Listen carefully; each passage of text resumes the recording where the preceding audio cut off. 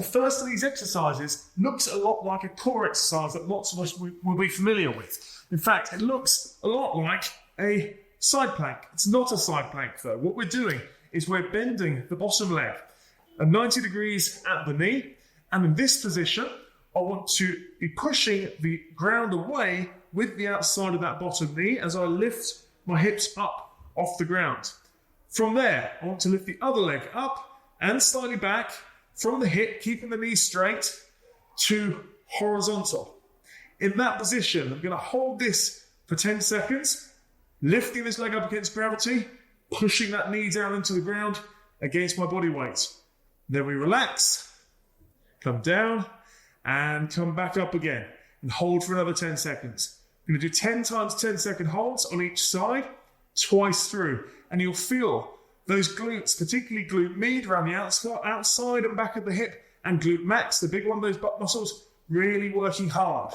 Now, the second of our glute exercises is a glute bridge. I'm very aware that lots of people will be familiar with glute bridges, but in my experience, a good 60-70% of runners who do a glute bridge on a regular basis are doing it wrong. So let me just point out a couple of key points that often people miss.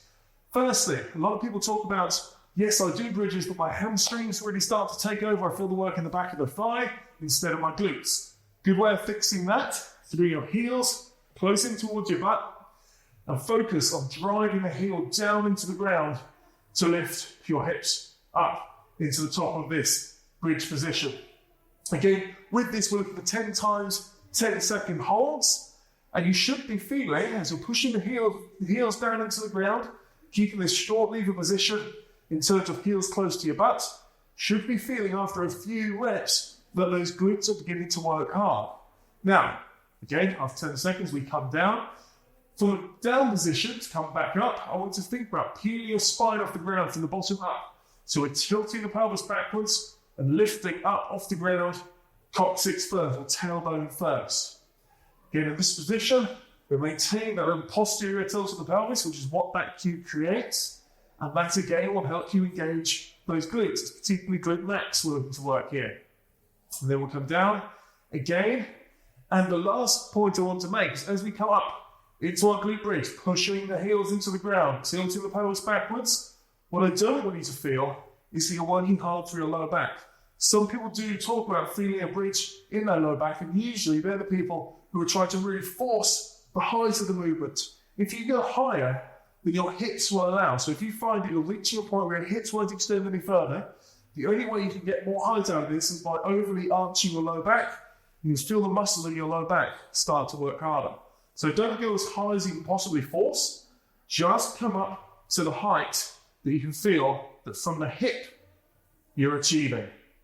Okay, with these we're looking for 10 times 10-second holds.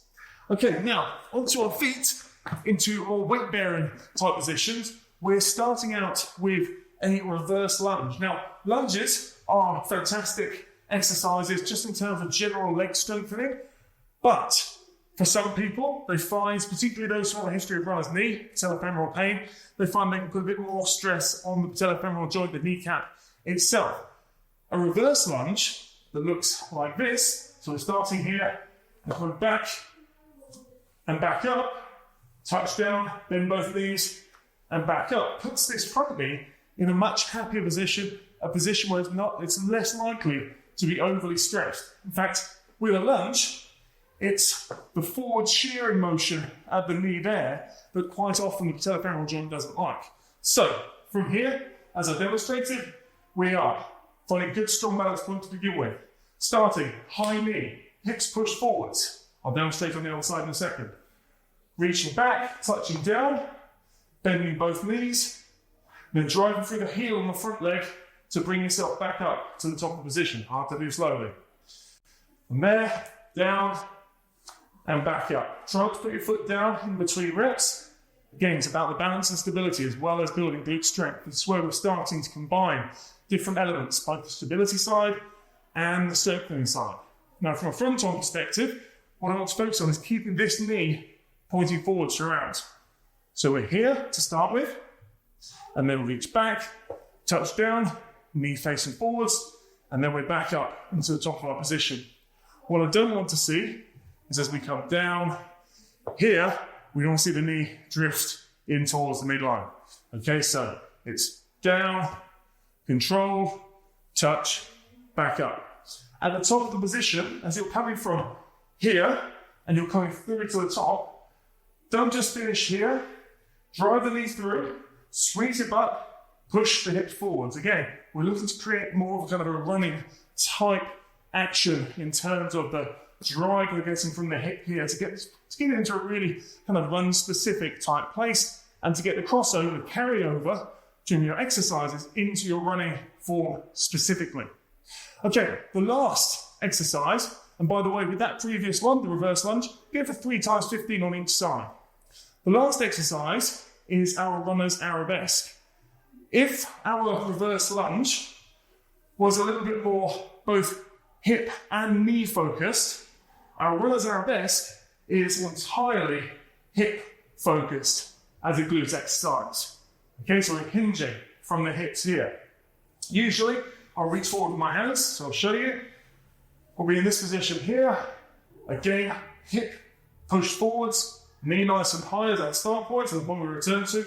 And as we drive back with the hanging leg, we come forwards with the hands into this tabletop position, and then we come back up. Squeeze the hips, squeeze the glutes rather, drive the knee forward.